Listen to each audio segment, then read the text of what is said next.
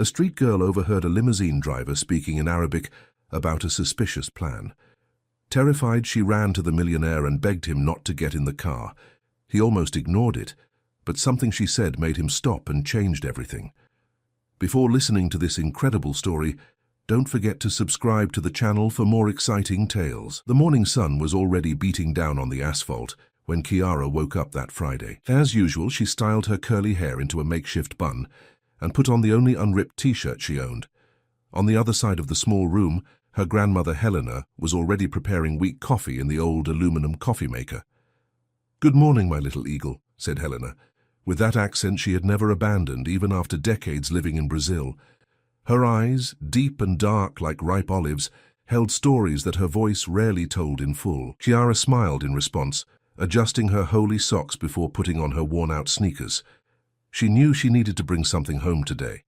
The bills were overdue, and the rent for her small apartment on the outskirts of the capital was due in 3 days. "I'm going to look for bottle caps today, Grandma. Near that big building, you know. There are a lot of rich people there who throw them away without even realizing it," she explained, while swallowing a piece of stale bread. Helena made a gesture with her hand, as if shooing away an imaginary fly. "Be careful with the eyes of others. Not everyone who smiles is a friend, nor is everyone who frowns an enemy." It was one of the many sayings Helena repeated, the result of a life marked by upheavals in her homeland before fleeing to Brazil. Chiara knew that her grandmother carried invisible scars. As a war refugee, Helena had arrived in the country with little more than falsified documents and a baby in her arms. Chiara's mother, who later disappeared after a troubled relationship, leaving the girl in her grandmother's care. "I'm always alert, Grandma, just like you taught me," Chiara replied, kissing the old woman's wrinkled face. And indeed she was. At 12 years old, she possessed a keen perception, a legacy of Helena's teachings, who had passed on to her not only words of caution, but also the Arabic language and stories of survival. Learning the language began as a game when Chiara was only 5 years old. "So we never forget who we are," Helena would say, while teaching her granddaughter the winding letters and guttural sounds that made up her mother tongue. "Knowledge is the only thing that no one can steal from you." With a cloth bag slung over her shoulder and determination in her eyes, Chiara set off for her daily collection. Hopping between the potholes of the broken sidewalks, she left behind the neighborhood of low buildings and makeshift tenements, heading towards the upscale part of the city, where mirrored glass office buildings reflected the sky and concealed fortunes. The destination was always the same, the outskirts of the Allianz Tower, an imposing 50-story skyscraper that housed one of the country's largest technology companies. There, executives and employees discarded cans and bottles with caps that were valuable to those who made a living collecting recyclables.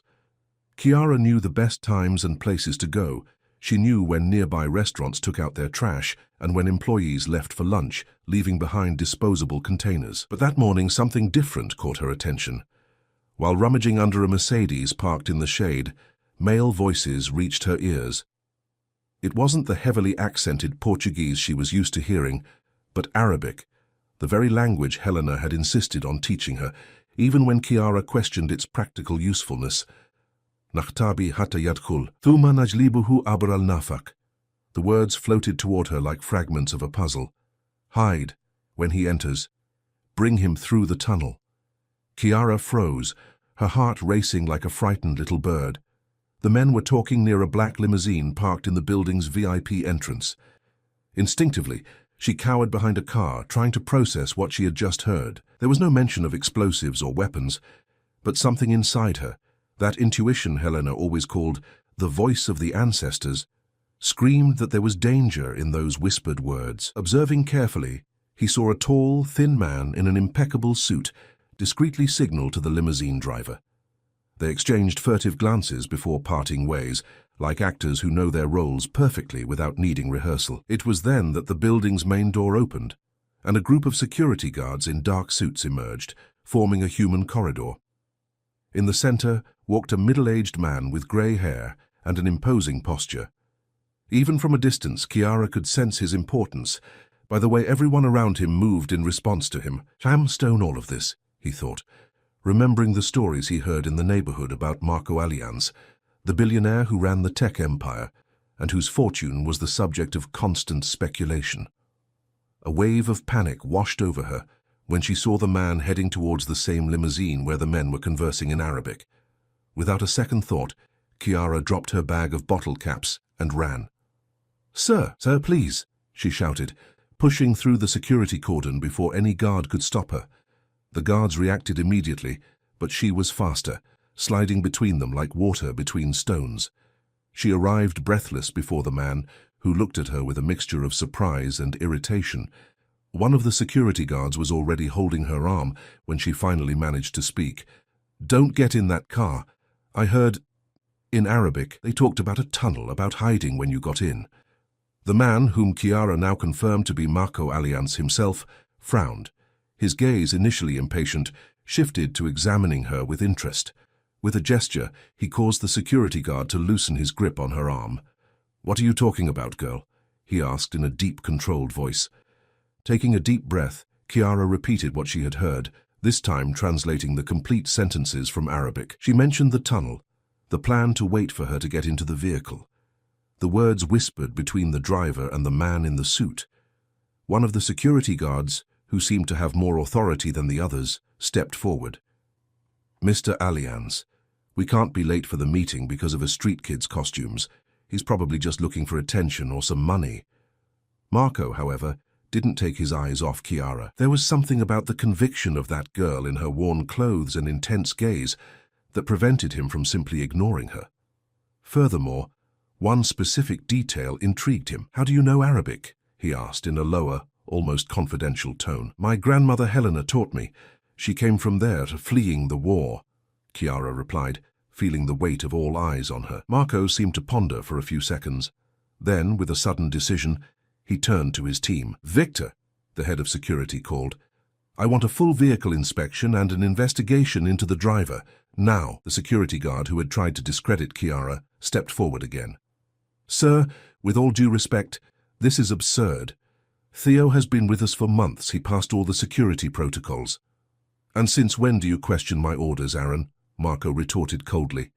"I said thorough check. Meanwhile, we'll return to the building." A murmur arose among the employees as Marco walked away from the limousine, keeping Chiara by his side. "Come with me, little one. I want to hear exactly what you heard. Every word." As they walked back to the entrance of the imposing building, Chiara felt Aaron's furious gaze on her back. Something told her that this man wasn't just skeptical. He seemed personally bothered by her intervention. In the main lobby, before they entered the executive elevator, Chiara gently tugged at the sleeve of Marco's jacket. "I need to go home. My grandmother will be worried. And I don't think I'm dressed to go in there." Marco smiled for the first time. "Don't worry about it. Let's just talk in a safe place, and then someone will take you home." The elevator silently ascended to the top floor, where the doors opened onto a universe Chiara only knew from movies. A spacious office with panoramic city views, furnished with pieces that likely cost more than her entire lifetime's rent. Marco led her to a leather sofa and asked her to repeat everything again, this time in more detail. As she spoke, he watched her intently, as if evaluating not only her words but every facial expression, every nervous gesture. "Your name is..." he asked when she finished. "Chiara," she replied, looking at her own worn-out sneakers, suddenly aware of the contrast between herself and that environment. "Well, Chiara," said Marco, leaning slightly toward her, "you've just done something very brave, and if I'm right, something very important as well." At that moment, the phone on the table rang. Marco answered with a serious expression, listened for a few seconds, and nodded before hanging up. "It seems your intuition was correct," he said, looking at Chiara with an expression that mixed admiration and concern. "They found something in the limousine, something that shouldn't be there." Chiara felt a shiver run down her spine. Helena's words echoed in her mind. "Trust what your eyes don't see but your heart feels." Meanwhile, nearby, out of their sight, a man in a suit watched everything through the mirrored glass, rapidly typing a message on his cell phone. The game had only just begun. While Marco made calls in his office, Chiara remained seated on the leather sofa, feeling out of place in that luxurious setting. Her eyes wandered over the details of the room, the abstract paintings on the walls, the awards for business excellence, the photographs of Marco with important personalities. It was a world completely different from hers, and yet, by some irony of fate, their paths had crossed. "You must be hungry," Marco said, hanging up the phone.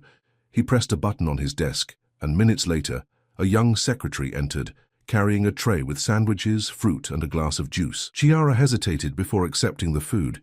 Helena always said that accepting gifts from strangers created invisible debts. But her stomach won out, and soon she was devouring a sandwich while Marco continued organizing what seemed to be an investigation. "Victor is checking the security cameras and the driver's history," Marco explained, noticing the girl's curious interest. "What they found in the limousine was a kit with substances that could render me unconscious, hidden under the seat." The girl swallowed hard. It wasn't just her grandmother's paranoia.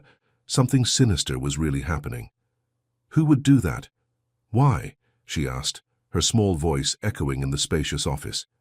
Marco sighed, running a hand through his grey hair. "I have many competitors, people who would like access to my projects, to my contracts. This wouldn't be the first attack against me or my company." At that moment, the office door opened, and Victor entered, accompanied by a middle-aged woman with brown hair tied in a severe bun and a sharp gaze behind thin-rimmed glasses. "Mr. Alliance, this is Olivia from the Digital Security Department. She found something you need to see," Victor announced, his expression more worried than before. Marco gestured for them to come closer. Olivia opened her laptop on the table and showed a series of graphs and codes that seemed completely incomprehensible to Chiara. "We detected an unusual pattern of attempts to access our main servers," Olivia explained, pointing to the colored lines on the screen. "They started exactly when you were supposed to be leaving the building. It looks like a coordinated attempt at a digital intrusion." Marco frowned. "Are you telling me there are two simultaneous operations? The limousine operation and this attempted break-in?" Olivia nodded deeply. "Yes, and furthermore, we've identified the source of some of the attempts. They come from within our own system, which suggests that someone has infiltrated the company." Chiara watched the conversation in silence, but her mind worked rapidly. Helena's stories about surveillance and betrayal seemed to come alive before her eyes. While the adults discussed codes and firewalls, she thought about the Arabic words she had heard, trying to recall any detail she might have missed. "I need to go back," he said suddenly, getting up from the sofa. "My grandmother will be worried, and maybe I can find out more things out there." Victor and Olivia looked at the girl suspiciously, but Marco seemed to understand her unease. "I'll arrange for her to be taken home, Chiara, but I need you to promise me something. Don't get involved in this anymore. You've already done a lot by alerting me. Now let my team handle the problem." Chiara nodded, although deep down she knew she couldn't simply forget all of that. Not when she felt she could help, that she could make a difference. After arranging for a trusted driver to take her home, she got out of the car accompanied by an administrative assistant named Fiona, a woman in her early 30s with kind eyes and a tired smile. "You're very brave," Fiona commented in the elevator. "Most people would prefer not to get involved." Chiara shrugged. "My grandmother says that closing your eyes to danger doesn't make it disappear." Fiona observed her with curiosity. "Your grandmother seems like a wise woman." "She is," Chiara replied proudly. "She survived things people only see in movies." When they reached the ground floor, however, something caught Chiara's attention. Through the glass doors, she saw the same man in a suit who had been talking near the limousine. He was on the other side of the street, apparently talking on his cell phone, but his eyes were fixed on the building's entrance. "Wait," he murmured, holding Fiona's arm. "That man, he was with the driver earlier." Fiona followed his gaze, squinting to see better. "Are you sure?" "Absolutely," Chiara stated. "He spoke Arabic." The administrative assistant bit her lower lip thoughtfully. "We should inform Mr. Alliance." But Chiara had another idea. "Wait, if we go back now he might disappear. We have to find out more." "Us?"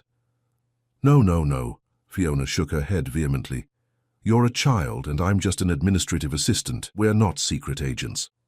"Please," Chiara insisted, her eyes shining with determination. "I have something that can help." Before Fiona could answer, Chiara pulled a small rectangular object from her pocket, an old cell phone, with the screen cracked in one corner. "My grandmother gave it to me for emergencies. The camera still works. Fiona seemed torn between the responsibility of protecting that child and a strange curiosity that was beginning to awaken within her. There was something in Kiara's conviction that reminded her of herself when she was younger, before the disappointments of adult life made her so cautious. 15 minutes, he finally conceded. We can observe for 15 minutes, from a distance, and then we'll come back to tell Mr. Allianz. With an improvised plan, the two left through a less visible side entrance. Kiara discreetly kept her cell phone pointed at the suspicious man, recording his movements while they pretended to wait for a ride. It wasn't long before the man was approached by another person, one of the building's security guards, whom Kiara immediately recognized. It was Aaron, the same one who had tried to discredit her warning about the limousine. "Look," she whispered to Fiona. "It's the security guard who didn't want Mr. Allianz to hear me." Fiona narrowed her eyes, observing the interaction between the two men. They spoke in low voices, with restrained gestures but evident tension in their shoulders. "Keep recording," she murmured, now completely engrossed in the impromptu investigation. The conversation lasted only a few minutes, but it was enough for Kiara to capture the moment when Aaron discreetly handed a small USB drive to the man in the suit, who quickly put it in the inside pocket of his jacket. "Did you see that?" exclaimed Kiara, almost forgetting to keep her voice down. Fiona nodded, her face pale. "We need to go back. Now." But before they could move, the man in the suit looked in their direction. For a terrifying moment, Kiara feared they had been discovered. The man frowned as if trying to decide if he recognized them and began to walk towards them. "Come on," said Fiona, pulling Kiara by the arm. "Just act natural." They began walking toward the building's main entrance, trying to maintain a casual pace while feeling the man's gaze on their backs. Kiara resisted the urge to look back, remembering Helena's advice. Never let a predator know you've seen him. When they finally entered the lobby, Fiona let out a sigh of relief. "We need to show this to Mr. Allianz immediately." In the elevator, on her way to the executive floor, Kiara reviewed the video she had recorded. The quality wasn't excellent due to the distance and the old camera, but it was possible to clearly identify the faces of Aaron and the mysterious man, as well as the moment the pen drive was handed over. "You really are extraordinary," Fiona commented, observing the girl's determination. "Where does all this courage come from?" Kiara shrugged, uncomfortable with the compliment. "It's not courage, it's just doing what feels right, you know." When the elevator doors opened on the executive floor, they were greeted by a tense atmosphere. Marco was meeting with Victor, Olivia, and other executives in a makeshift crisis room. All faces turned toward them as they entered. "Mr. Allianz," Fiona called, stepping forward, "the girl has accomplished something important." Marco frowned when he saw them, clearly surprised that they had returned. "What happened to taking her home?" "We found evidence that your head of security, Aaron, is involved in the conspiracy," Fiona explained, her voice trembling slightly with the gravity of the accusation. A heavy silence fell over the room. Victor took a step forward, his face a mask of disbelief. "That's a serious accusation," he said, looking from Fiona to Kiara. "Aaron has been my trusted man for years." "We have proof," Kiara replied, handing her cell phone to Marco. "We just saw him hand something to the man who was with the limousine driver." Marco picked up the device and, along with the others, watched the video recorded by Kiara. As the images progressed, everyone's expressions changed, from skepticism to concern, and finally to alarm. "This confirms our suspicions," Olivia said, pointing to her laptop. "The attempts to hack the servers are becoming more aggressive. Someone is trying to access the Project Aurora files." Marco visibly paled upon hearing the project's name. Turning to Victor, he gave quick orders. "Locate Aaron immediately. Don't alert him to our suspicions, but keep him under surveillance, and reinforce security around the main servers." As Victor left to carry out the orders, Marco turned to Kiara and Fiona. "You two took an immense risk," he said, with a mixture of admiration and concern. "But you brought back invaluable information. Project Aurora is the most important work of my life, an artificial intelligence system that could revolutionize how we interact with technology. If it fell into the wrong hands," he didn't finish the sentence, but its weight hung in the air.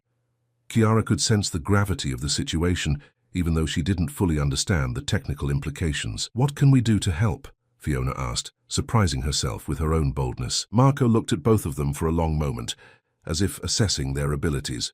"You've already done a lot," he finally replied. "Now, we need to ensure your safety. If Aaron is really involved in this, and he saw you collecting evidence—" A chill ran down Kiara's spine as she realized the implication. She and Fiona could be in danger. "I can't go back home now," she said, thinking of Helena. "What if they find out where I live? My grandmother would be in danger too." Marco nodded gravely. "You're right, we need to protect you and your family. I'll arrange a safe place immediately." Olivia, who had been engrossed in her laptop, suddenly looked up. "Mr. Alliance, we have a new situation. The perimeter security cameras have just captured Aaron rushing out of the building, and he's not alone." Everyone turned to the screen that Olivia had turned towards them. On it, they could see Aaron getting into a dark car accompanied by two men, one of them the same one that Kiara had filmed. "We need to act fast," said Marco, already picking up the phone. They realized they've been found out. While he was making urgent calls, Kiara felt her own cell phone vibrate in her pocket. It was a message from Helena. "Where are you, girl? It's getting dark." "I'm worried." With a heavy heart, Kiara realized that her grandmother had no idea of the whirlwind she had gotten herself into, and now the danger she faced could reach the only family she had left. "I need to let my grandmother know," she said, looking at Fiona with pleading eyes. Fiona squeezed her hand in a comforting gesture. "We'll take care of this. Your grandmother will be safe, I promise." But while the adults moved around her, planning containment and protection strategies, Kiara couldn't shake the feeling that this was only the beginning. The conspiracy seemed much bigger and more complex than she had initially imagined, and now she was at the center of it all. On the other side of the city, unaware of the approaching danger, Helena stood before the window of her small apartment, watching the sky begin to darken. An unsettling premonition overwhelmed her. That same intuition that had saved her so many times in the past. Something was wrong. Her granddaughter needed her. Helena set her cup of mint tea down on the worn table when the phone rang for the third time. The old device, which rarely received calls, seemed strangely menacing in the silence of the small apartment. With cautious movements, she answered, her accent more pronounced with anxiety. "Hello? Who's speaking?" On the other end of the line, Kiara's voice sounded distant and hurried. "Grandma, it's me. Listen carefully. I don't have much time to explain." Helena felt her heart race. She recognized that tone. It was the same one she herself had used decades ago, when she had to flee her country with only a few hours' notice. "What happened, girl? Where are you?" "I'm safe, Grandma, but I need you to do something for me. Take your bag with the important documents, the one you always keep ready, remember? And go to Mrs. Viola's house. Stay there until I contact you again." The elderly woman gripped the phone tightly. That bag was her escape kit, something she'd kept since wartime. Passports, some savings, essential medications, and irreplaceable photographs. A habit Kiara had always found excessive, until that moment. "What did you do, Kiara?" A brief silence on the other end of the line, then, "I did what you taught me, Grandma. I paid attention. I saw something wrong, and I didn't stay quiet." Helena closed her eyes for a moment, a mixture of pride and terror invading her chest. "Is someone coming after you, after us?" "Maybe. It's just a precaution, but it's best not to risk it. Please, Grandma, go now. Mrs. Viola already knows you're leaving. Someone trustworthy will come to pick you up soon." Before Helena could ask any more questions, the call ended. With the efficiency of someone who had already lived through emergency situations, the elderly woman went to the closet and retrieved a faded canvas bag. She quickly checked its contents, added her charged cell phone and a small photo album she kept on her bedside table, and left, locking the door behind her. As she descended the stairs of the old building, Helena couldn't help but think about the irony of the situation. She had fled her country to give her family a peaceful life, only to see the past repeat itself in some mysterious way through her granddaughter. At the Alliance Tower, Marco was organizing a crisis team in his private meeting room. Kiara sat between Fiona and Olivia, still holding her cell phone after her call with her grandmother. "She'll be fine," Fiona assured her, noticing the girl's distressed expression. "We sent one of our most trusted security guards to discreetly monitor her grandmother's building." Marco, who was reviewing some documents with Victor, turned his attention to Kiara. "Your grandmother is Helena Muller, am I right?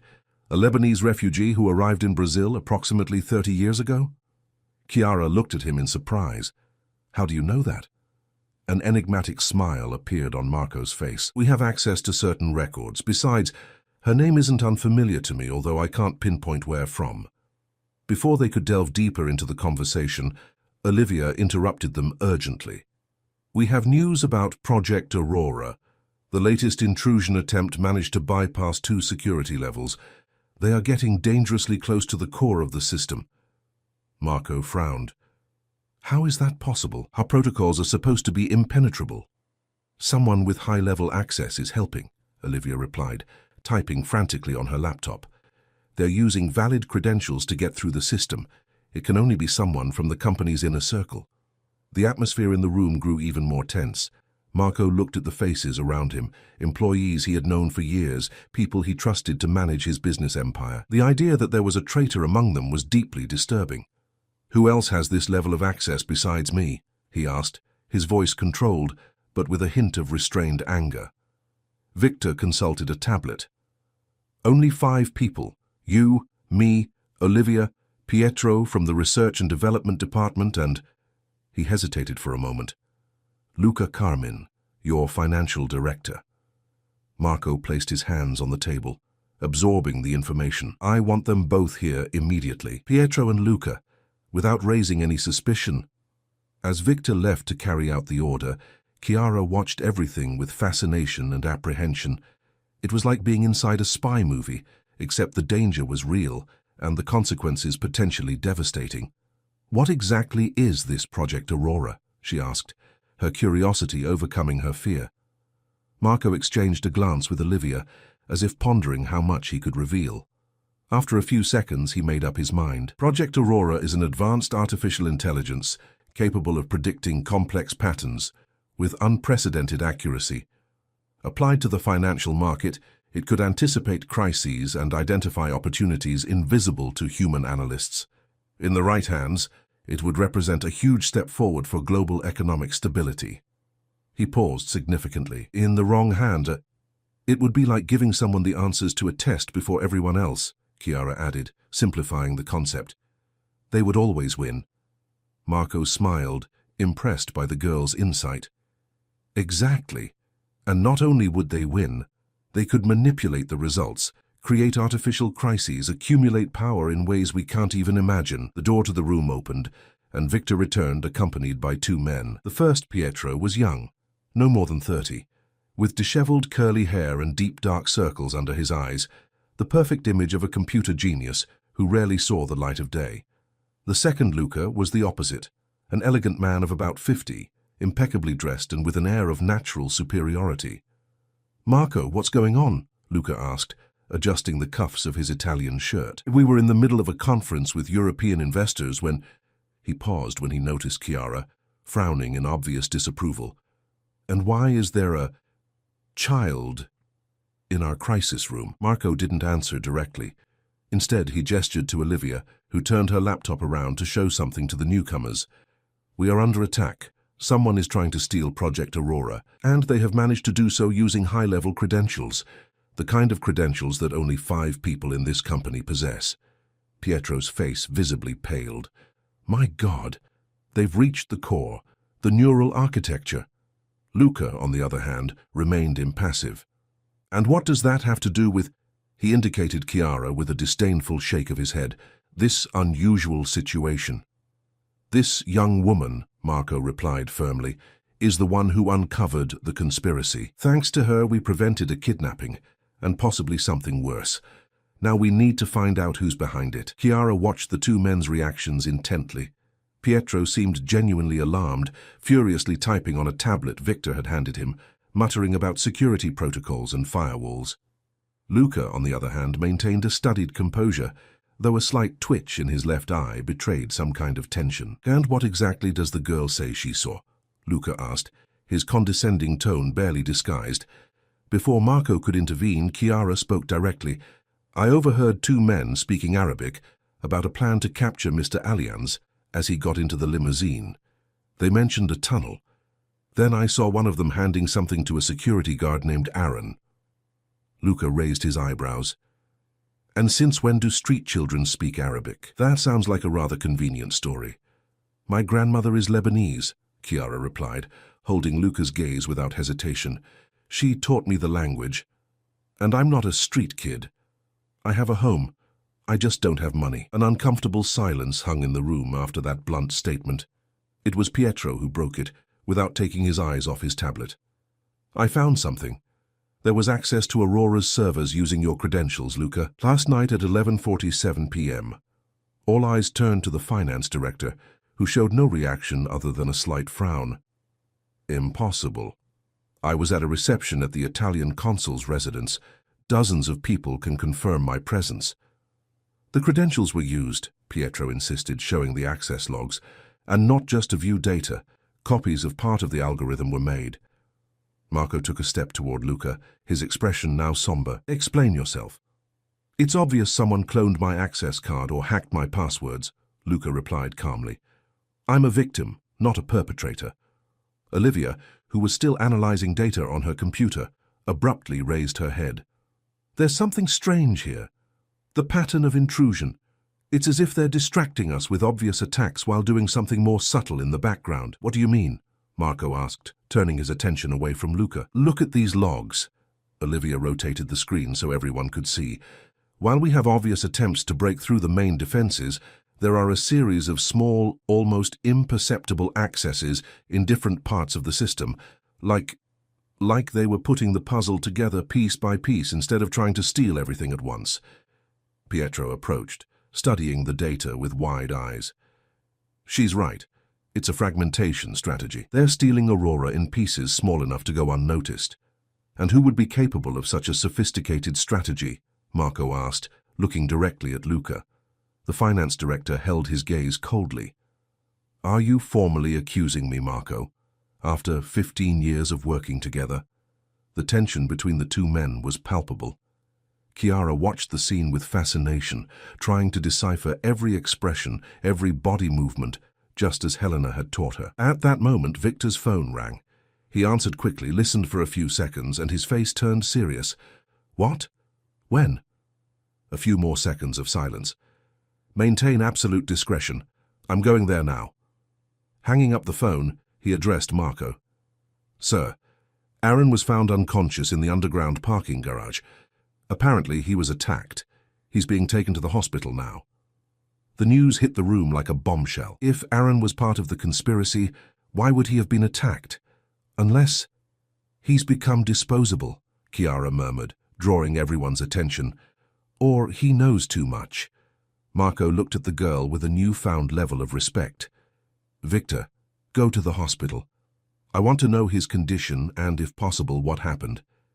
As Victor left, Luca took a step toward the door. "If there are no more unfounded accusations against me, I have an important video conference in 10 minutes. "Stay where you are," Marco ordered, his tone undeniable. "No one leaves this room until we've cleared everything up." A brief flicker of irritation crossed Luca's face before he recoiled, assuming a posture of dignified resignation. Chiara observed this brief moment with particular attention. There was something about Luca's behavior that bothered her, although she couldn't pinpoint exactly what. It was like that feeling Helena described. When the hairs on the back of your neck stand on end for no reason, pay extra attention. Pietro continued working furiously on his tablet, trying to track and block unauthorized access. "I managed to isolate some of the entry points," he announced, "but the damage is already done. Important fragments of the code have been copied." Marco ran a hand through his gray hair, visibly tense. "How much of the project was compromised?" Pietro hesitated, exchanging a glance with Olivia. "It's difficult to be precise at this point. Maybe 30%, maybe more. Enough to give someone a significant advantage, but not enough to completely replicate Aurora." Fiona, who had been silent for most of the discussion, suddenly stood up. "Mr. Alliance, it's past 9 o'clock at night. The girl needs to rest and eat properly." Marco nodded, suddenly aware of how long and stressful that afternoon had been for everyone, especially for Chiara. "You're right, Fiona. Take her to the corporate apartment on the 35th floor. It's safe, and it has everything you might need for now." Chiara, however, didn't seem willing to leave the room. "But what about the investigation? What about my grandmother?" "Your grandmother is safe," Marco assured her. "I have trustworthy people taking care of her. As for the investigation, We will continue working while you rest. We will meet again early tomorrow morning." Reluctantly, Chiara agreed. She was exhausted, and worrying about Helena had drained the rest of her energy. As she left the room, however, she couldn't help but cast one last glance at Luca. The finance director was watching her with a calculating interest that sent a shiver down her spine. In the hallway, as they walked toward the private elevator that would lead to the corporate apartment floor, Fiona noticed the girl's unease. "Is something bothering you besides the obvious?" Chiara bit her lip, unsure how to express her feelings. "That man, Luca, there's something wrong with him. I can't explain it, but I feel like he's acting." Fiona nodded slowly. "I noticed that too. He looks a little false," Chiara added, as if every reaction of his was calculated to appear normal. The elevator arrived, and they both entered in silence. As they ascended, Chiara couldn't shake a growing feeling that, despite all the events of that day, something bigger and more dangerous was yet to come. On the 35th floor, the corporate apartment was a study in minimalist elegance, spacious with panoramic city views and decorated in neutral tones that conveyed sophistication. For Chiara, accustomed to the cramped and simple apartment she shared with Helena, it was like entering another world. "You can use this room," Fiona indicated, opening the door to a spacious suite. "There are clothes in the closet. They're spare uniforms for employees, but there should be something that fits you." Chiara entered the room hesitantly, touching the Egyptian cotton sheets with almost religious reverence. "I've never seen such a big bed." Fiona smiled with a mixture of tenderness and sadness. "I'll prepare something for us to eat. There should be food in the refrigerator." As Fiona headed to the kitchen, Chiara approached the floor-to-ceiling window. Below, the city stretched out like a carpet of pulsating lights. Somewhere in that vast urban labyrinth, her grandmother was hiding, probably just as scared as she was, though she would never admit it. "We'll get through this, Grandma," she whispered against the glass. "Like we always did." Across town, in a small suburban house, Helena sat upright in her friend Viola's living room, an untouched cup of tea before her. Her wrinkled hands gripped the rosary she had carried since her youth, her lips moving in silent prayer. She prayed not only for Chiara, but for all those involved in that web of intrigue, because Helena, more than anyone, knew the price of conspiracies and secrets, and she feared that her granddaughter was about to discover that price in the hardest way possible. The following morning, Chiara awoke disoriented. For a few seconds, she stared bewildered at the spotless white ceiling above her head, so different from the damp patches that decorated the small room she shared with Helena. Reality returned like a wave, the conspiracy, the danger, her hidden grandmother. She got up quickly and found some folded clothes on an armchair, jeans, a t-shirt and a grey sweatshirt with the Allianz Company logo. Fiona had probably provided them during the night. She dressed and, after a brief hesitation in front of the suite's luxurious bathroom, went into the living room. Fiona was already awake, speaking softly on the phone while making coffee in the kitchenette. Noticing Chiara, she smiled and gestured that she would end the call in a minute. "Yes, I understand the seriousness of the situation. No, she's fine. She just woke up. We'll be there in half an hour." After hanging up the phone, Fiona poured Chiara a glass of orange juice. "Did you sleep well?" Chiara shrugged. "More or less. I dreamt about my grandmother." "We have good news about her," said Fiona, placing a plate of toast and scrambled eggs on the counter. "She's safe at her friend's house, and one of our security agents is discreetly positioned in the neighborhood." Chiara felt a weight lift from her shoulders. "Can I talk to her?" "After the meeting with Mr. Allianz. He wants to see us immediately. It seems there have been developments overnight." While eating quickly, Chiara observed the city through the panoramic window. In the morning light, the megalopolis seemed less threatening, more transparent in its daily workings. Hurried people headed to work. Buildings reflected the rising sun. Life went on as usual. It was hard to believe that, amidst that apparent normality, a conspiracy was unfolding. 20 minutes later, Chiara and Fiona descended in the executive elevator to the president's floor. The atmosphere in Marco's office was noticeably different from the previous day. More people, more equipment, a constant murmur of tense voices, and the sound of keys being frantically pressed. Marco was at the center of this organized chaos, issuing orders and analyzing reports. Upon seeing Chiara and Fiona, he gestured for them to come closer. "Good morning. I hope you were able to rest, because we have a long day ahead of us. Chiara noticed deep dark circles under Marco's eyes, indicating that he probably hadn't slept. What happened? Did they discover something new? Marco nodded, leading them to a more private adjacent room where Victor and Olivia were working on various computers. Aaron briefly regained consciousness during the early morning hours, he explained. He managed to say a few words before passing out again. He mentioned a name, Salon Corporation. Fiona frowned. The multinational technology company. Exactly. Our main competitor in the development of artificial intelligence. For years they've been trying to surpass our innovations, always one step behind. If they could achieve Aurora, they would have a huge competitive advantage, Chiara added, demonstrating that she understood the situation. Marco looked at her approvingly. Exactly, but what Aaron said next was even more disturbing. He mentioned that he's inside, right at the top. A heavy silence fell over the room as everyone absorbed the implication. Someone in the upper echelons of Allianz Technology might be working for the competition. Luca, Chiara asked, remembering the finance director and his calculated reaction the previous night. It's a possibility we're investigating, Marco replied cautiously. But we need concrete evidence before making any formal accusations. Olivia looked up from her computer. The investigations into the unauthorized access confirmed that Luca's credentials were used, but we also found attempts using Pietro's credentials, and even yours, Mr. Allianz. So they're trying to create confusion, to sow doubt, Fiona observed. Or spread suspicion among us all, Victor added. Divide and conquer. Chiara, who was listening attentively, had a sudden idea. What if I could help find out who's involved? All eyes turned to her, a mixture of surprise and skepticism. How? Marco asked. Nobody pays attention to children, Chiara explained, especially poor children. I can walk around the offices, listen to conversations, observe behavior. People speak more freely when they think I'm not understanding or paying attention. Marco seemed hesitant. It's too dangerous if the conspirators find out you're helping us. They already know, Chiara argued, at least about my initial involvement, but they don't know that I'm still here helping with the investigation. They might think I was just an occasional witness who has already been dismissed. Fiona looked at the girl with a mixture of admiration and concern. I don't know if this is a good idea, Chiara. These people are dangerous.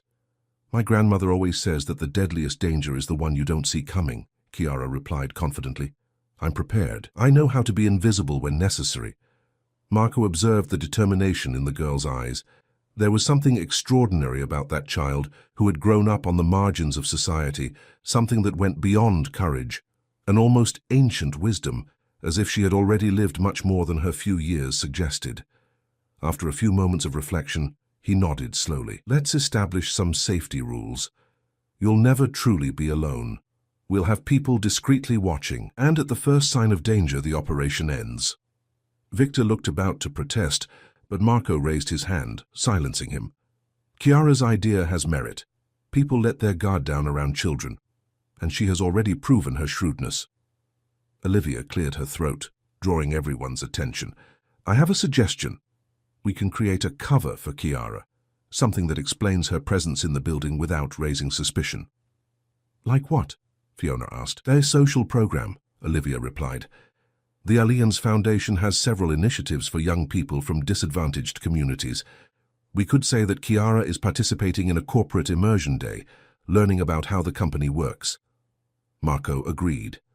Excellent idea. This will give her the freedom to move around different departments without arousing suspicion. The plan was quickly devised. Chiara would be officially introduced as a participant in an Allianz Foundation mentorship program.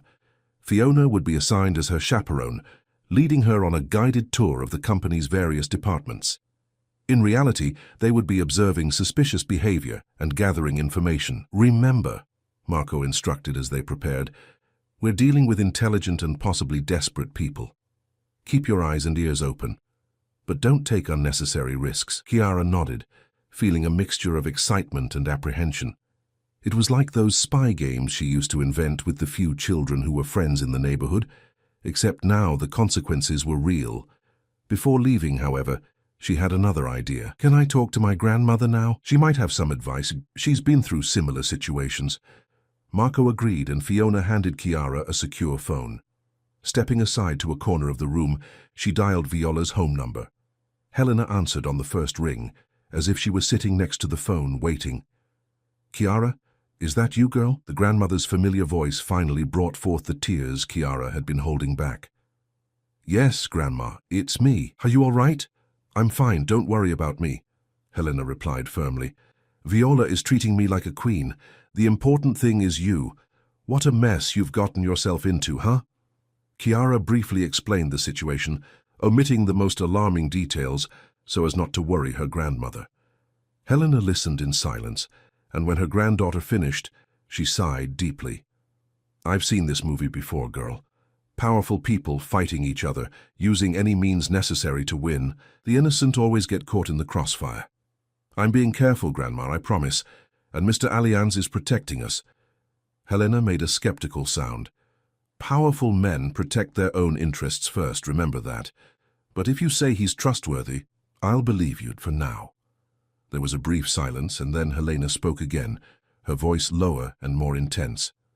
"Listen, Chiara, I'm going to give you the same advice my father gave me when I was about your age, during the early days of the war.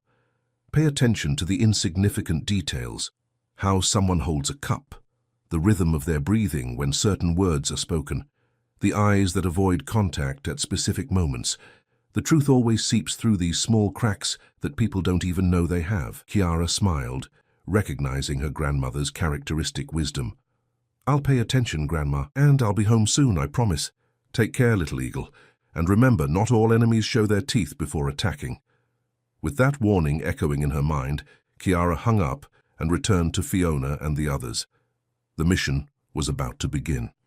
After a brief preparation, Chiara and Fiona left the executive area and began their guided tour of the Allianz Tower floors. To complete the disguise, Fiona carried a clipboard with a schedule of activities and information about the departments, while Chiara wore a visitor badge attached to her sweatshirt with the company logo. The first department they visited was marketing, where dozens of professionals worked in open cubicles, creating advertising campaigns and communication strategies. Fiona introduced Chiara as a talented student from the Allianz Foundation's social program, selected to learn about the company's operations. The employees smiled politely. Some offered candies or small promotional gifts, but soon returned to their tasks. While Fiona chatted with the department director, Chiara discreetly wandered between the workstations, observing conversations, notes on post-it notes, behaviors. Nothing seemed out of the ordinary, until her gaze caught a detail. At one of the more secluded desks, a woman of about 40 years old was nervously talking on the phone, covering her mouth with her hand to muffle the conversation. Feigning interest in a nearby poster, Chiara moved close enough to overhear fragments of the conversation. "I can't talk now. Yes, I'm aware of the seriousness. No, he doesn't suspect anything yet." The woman noticed Chiara's proximity and immediately ended the call, giving her an irritated look. Chiara smiled innocently and pointed to the poster. "That drawing is really cool. Did you make it?" The woman visibly relaxed at the childish question. "No, dear, it was the graphic design team 2 floors below." Nodding as if the information were fascinating, Chiara stepped away, memorizing the name on the workstation. Anna Ollins, Corporate Communications Manager. When she met with Fiona again, she discreetly whispered to her about the suspicious conversation. Fiona made a discreet note on her clipboard and led Chiara to the next department. Throughout the morning, they visited human resources, finance, and legal. In each location, Chiara remained alert, absorbing information that most people would ignore. In the finance department, she noticed that several employees seemed especially tense, speaking in whispers and interrupting conversations when someone approached. Most significantly, there was no sign of Luca, the finance director. "Where is Mr. Luca today?" Chiara innocently asked an administrative assistant. The woman seemed momentarily uncomfortable. "Director Carmen is in a very important meeting outside the office. He shouldn't be back until tomorrow." Fiona and Chiara exchanged meaningful glances. This information would be vital for Marco. At lunchtime, they headed to the executive restaurant on the 25th floor. While helping themselves at the buffet, Chiara spotted Pietro, the young computer genius she had met the previous day. Unlike the other executives who were clustered around tables chatting animatedly, Pietro sat alone, engrossed in his tablet, as he distractedly rummaged through a salad. "Can we sit with that man?" Chiara asked Fiona. "He seems lonely." Fiona hesitated briefly but agreed. They approached Pietro's table, who looked up in surprise when Fiona asked permission to join him. "Ah, of course," she replied, pushing some papers aside to make room. Then she recognized Chiara. "You're the girl from yesterday." "We're giving a guided tour of the company," Fiona explained quickly. "It's part of the Foundation's social program." Pietro nodded, though his gaze showed he didn't fully believe the explanation. "How has your experience been so far?" he asked Chiara. "Interesting. People here seem very busy, especially in the finance department. Everyone is super stressed." Pietro smiled slightly. "It doesn't surprise me. When there are problems, finance is always the first to feel the impact." "What kind of problems?" Chiara asked, maintaining a casual tone. The young computer scientist glanced discreetly around before answering. "Let's just say the project we were working on suffered a setback, and that has serious financial implications," Fiona interjected, trying to extract more information without seeming obvious. "I heard that Director Carmen is in an external meeting today." Pietro raised his eyebrows. "Really? Funny, because I could swear I saw him in the underground security lab about an hour ago." This information caused Chiara and Fiona to exchange an alarmed look. Why lie about Luca's whereabouts? The conversation was interrupted by the arrival of a tall, thin man at the table, the same man Chiara had seen talking to Aaron in the video she had recorded. "Pietro, we need to review the new safety protocols," he said, completely ignoring Chiara and Fiona's presence. Then, as if only then noticing them, he added coldly, "Sorry for interrupting." Pietro seemed uncomfortable. "Alan, these are Fiona and Chiara. They're giving you a guided tour of the company." Alan looked at Chiara with a disturbing intensity. For a terrifying moment, she feared he would recognize her from the previous day. But his face remained impassive. "Delighted," he said without any tone suggesting sincerity. "Pietro, I'm waiting for you in room 2507. Don't be long." With that, he walked away quickly. "Who is he?" Chiara asked, trying to keep her voice casual despite her racing heart. "Alan Lyman, Deputy Director of Information Security," Pietro replied, already gathering his belongings. "Don't be bothered by his coldness. He's like that with everyone." He hesitated briefly before adding, "Listen, perhaps you should conclude this visit earlier today. The atmosphere isn't very welcoming." With that, Pietro stepped away, leaving Chiara and Fiona alone at the table, processing the new information.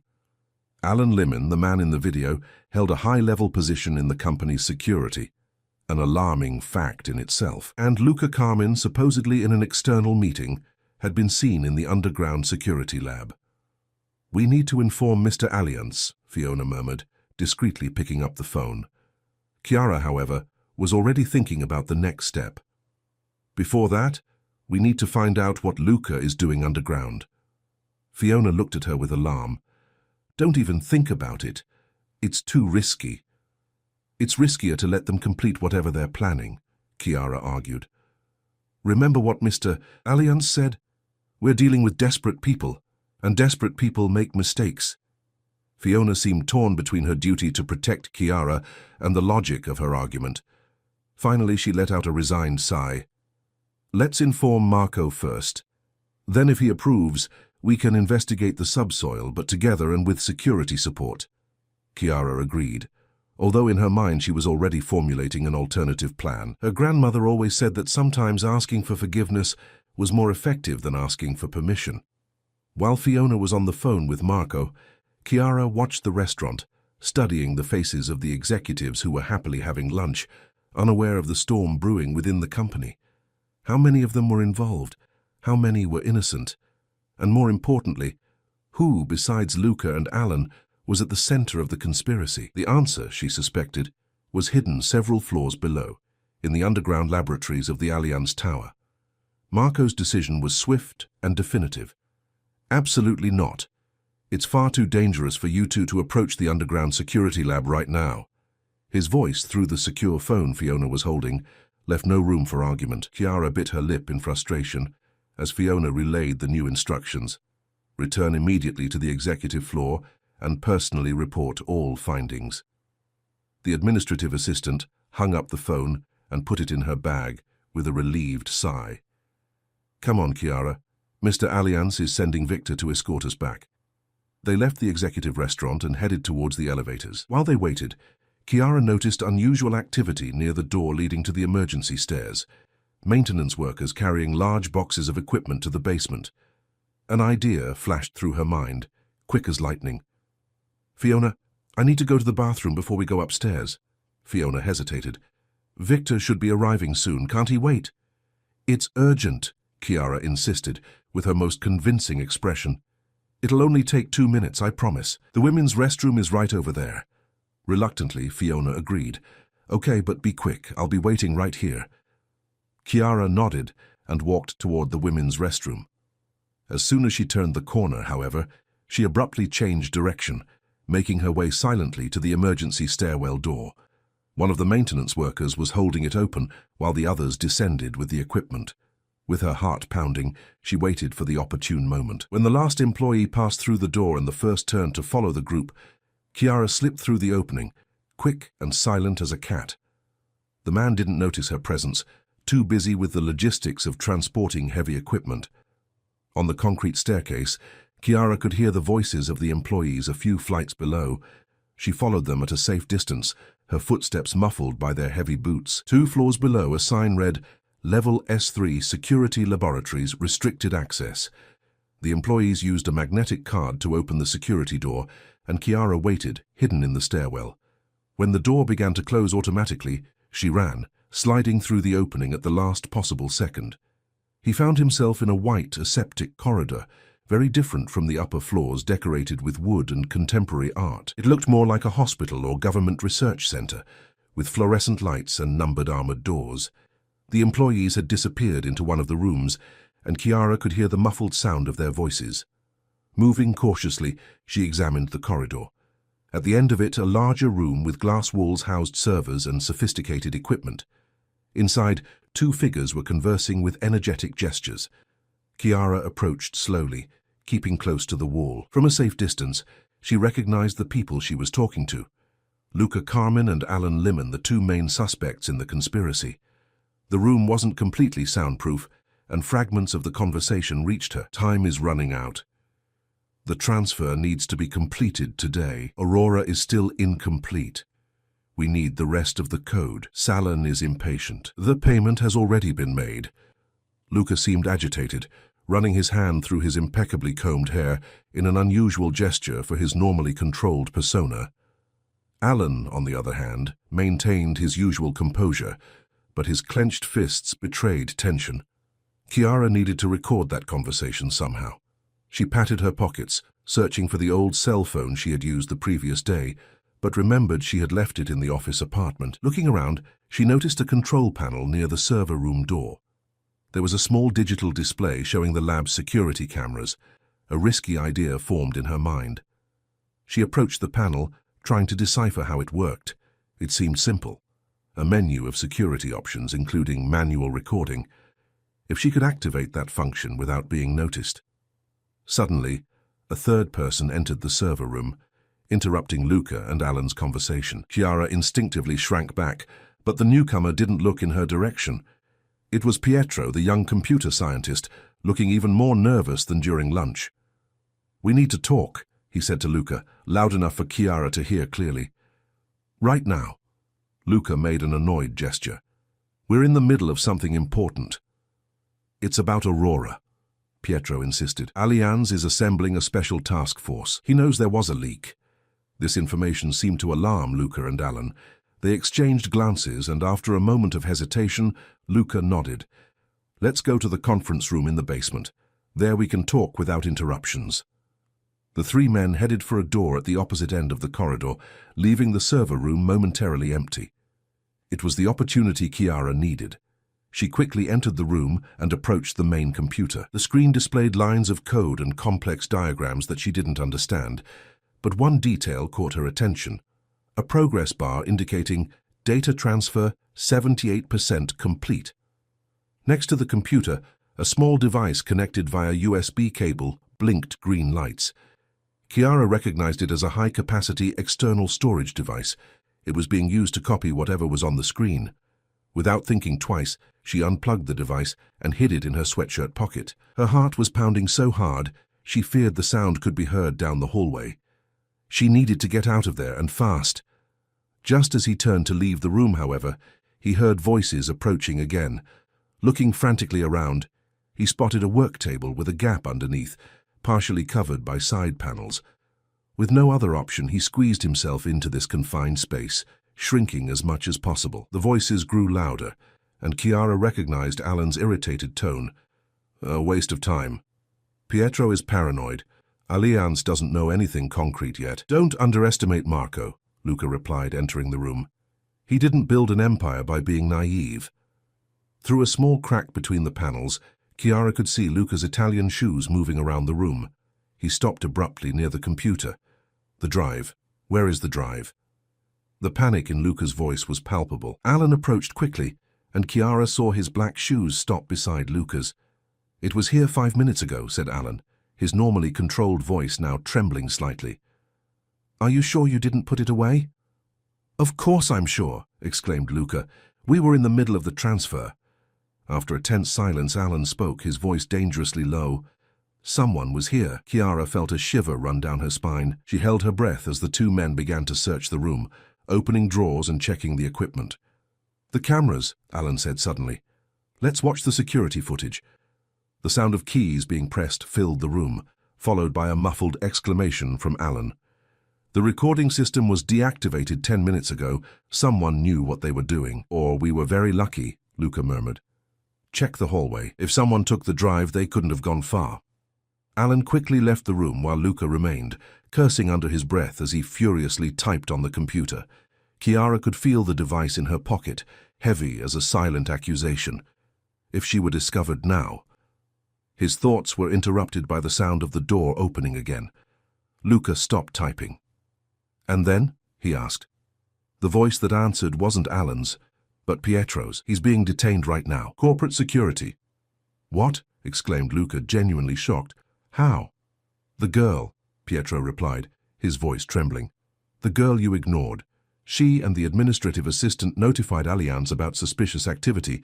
They'd been watching Alan since lunch. A heavy silence fell over the room.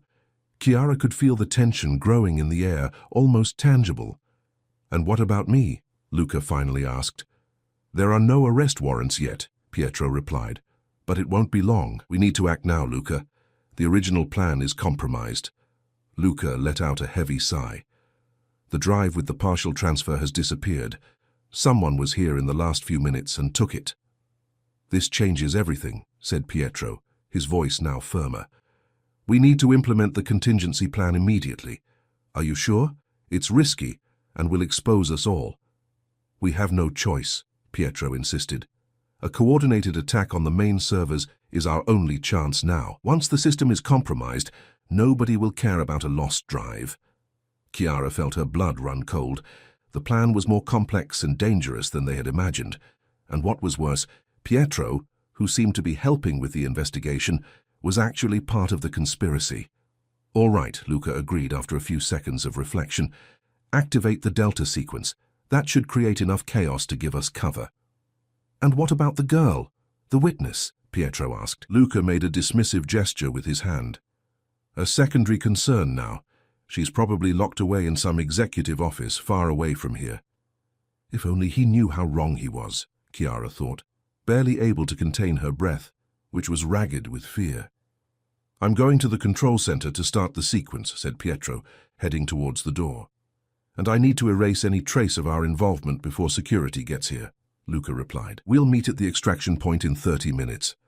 The door closed, and Chiara heard Luca moving around the room, typing on different terminals, probably eliminating evidence.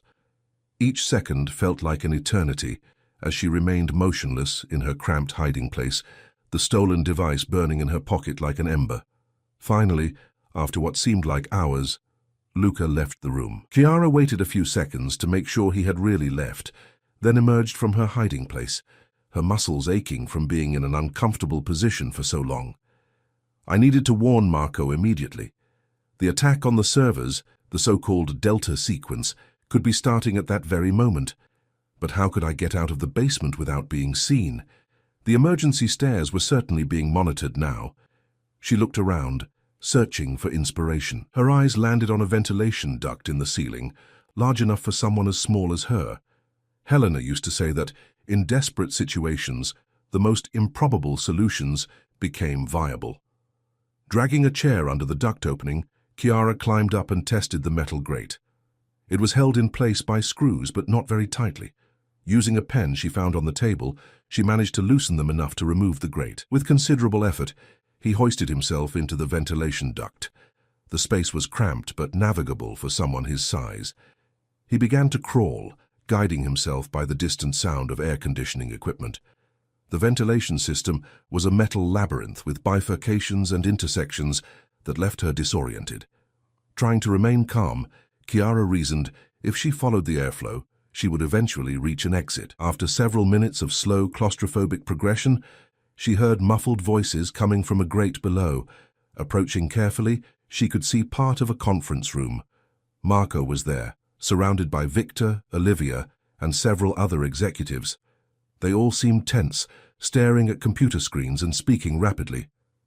"Mr. Allianz," he tried to shout, but his voice was muffled by the surrounding metal. No one in the room seemed to notice. Frustrated, Chiara banged on the metal railing with her hand. This time, some heads turned upwards, confused. "Up here!" he shouted even louder. "In the ventilation duct!" Victor was the first to identify the source of the sound. "There's someone in the ducts!" he exclaimed, already reaching for his weapon. "It's me, Chiara!" she shouted, pressing her face against the railing to be seen. The shock was visible on the faces below. Marco approached quickly, while Victor climbed onto a chair to reach the railing. "Good heavens, girl, how did you end up there?" Marco asked, his voice a mixture of relief and disbelief. "Long story," Chiara replied as Victor removed the grate. "But I have important information. And this." As soon as she was helped down from the duct, she showed the storage device she had stolen. They were transferring data from Aurora to do this. It's part of their plan. Marco carefully picked up the device, examining it briefly before handing it to Olivia. "Analyze it immediately. See what they managed to copy." Turning to Chiara, her tone became more serious. "Where's Fiona? You two should have come back together." A weight of guilt hit Chiara in the chest. In the adrenaline of the moment, she had completely forgotten that she had left Fiona waiting on the 25th floor. "I separated from her. I said I was going to the bathroom, but I went to investigate the basement alone." Marco frowned, clearly disappointed by his recklessness. "Victor, locate Fiona immediately." As Victor left to carry out the order, Chiara quickly explained everything she had seen and heard in the security lab, the conversation between Luca and Alan, Pietro's arrival and the revelation that he was also part of the conspiracy, and finally the contingency plan called Delta Sequence. "They're going to attack the main servers," he concluded. Pietro said he would create enough chaos to provide cover for their escape. Olivia, who was analyzing the device's contents, raised her head in alarm. "It's already started. We're suffering a massive intrusion across all systems. Servers are crashing one after another." As if to confirm his words, the lights in the room flickered, and the computer screens displayed error messages. "Backup system," Marco ordered. "Initiate isolation protocols now." The room transformed into a crisis command center, with Olivia coordinating the digital defense, while other executives received constant updates on the situation in different departments of the building. "Locate Luca and Pietro," Marco ordered, "and increase security at all exits of the building. No one enters or leaves without a thorough check." Victor returned at that moment, his face tense. "Sir, we haven't been able to locate Fiona. The cameras on the 25th floor show her waiting in the elevators, and then nothing. She simply disappears from view." A heavy silence fell over the room. Chiara felt her heart clench. What if something had happened to Fiona because of her? "They got her," he murmured, guilt growing in his chest. "They must have realized I was missing and figured she'd know where to find me." Marco placed a hand on her shoulder, his gaze steady but not accusatory. "Don't blame yourself. No one could have predicted this. Now we need to focus on finding her and stopping the conspirators before it's too late." The lights flickered again, and this time several monitors went completely dark. An IT technician rushed into the room. "Mr. Allianz, The building's security systems are being compromised. Doors, elevators, cameras, they're taking control of everything. Marco remained calm, even in the face of the escalating crisis. Ghost protocol, he ordered. Isolate the core of the Aurora on disconnected physical servers and locate Luca and Pietro immediately. While the team scrambled to contain the crisis, Chiara stood in the center of the room, the weight of the situation finally sinking in. Her small act of disobedience had triggered a chain of events that now threatened the entire company, and worse, put Fiona in danger. Marco's determined gaze met Chiara's. "I have a plan," he said, typing a sequence on his cell phone. "Aurora Alpha System. My personal password." Immediately the lights stabilized. A subtle smile appeared on Marco's face. "A hidden system that only I know about. We've just regained control." The monitors lit up, displaying a map of the building with 3 moving red dots. "Luca, Pietro, and Fiona!" exclaimed Chiara, pointing to the third point. "Basement 3, trying to access the emergency tunnel," confirmed Victor, already mobilizing the team. 15 minutes later, the doors to the room opened. Victor entered, accompanied by security guards who were escorting the handcuffed conspirators and a visibly shaken but unharmed Fiona.